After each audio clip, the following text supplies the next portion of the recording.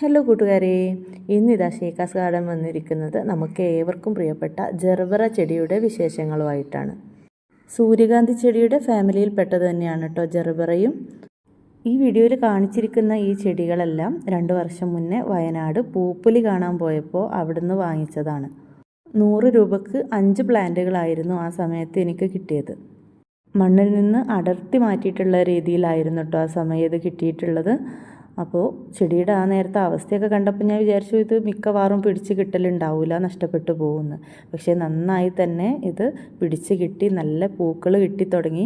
നല്ല പരിചരണം കൊടുത്തു കഴിഞ്ഞാൽ വർഷത്തിൽ 10 മാസവും നമുക്ക് നന്നായിട്ട് പൂ തരുന്നൊരു ചെടിയാണ് ജർബറ. ഇവിടെ ഉച്ച മുതൽ വൈകുന്നേരം വരെ വെയിൽ കിട്ടുന്ന സ്ഥലത്താണ് ഞാൻ ജർബറ വെച്ചിട്ടുള്ളത്. പക്ഷേ കടുത്ത വേനലിൽ ഡയറക്റ്റായിട്ടുള്ള സൺലൈറ്റ് കിട്ടുന്നത് ചെടിക്ക് ദോഷം ചെയ്യും. ആ സമയങ്ങളിൽ നമുക്ക് ചെടി തണലത്തോട്ട് മാറ്റി വെക്കാം.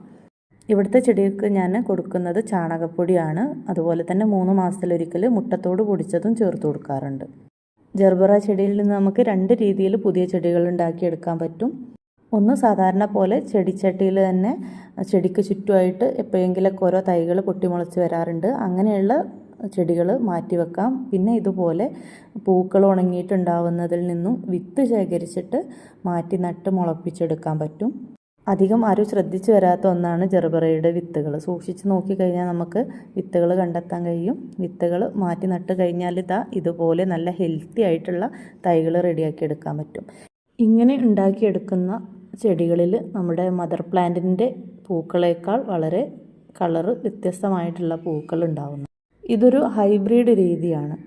അങ്ങനെ റെഡിയാക്കിയെടുത്ത ഒരു തൈയാണ് ഈ കാണുന്നത്.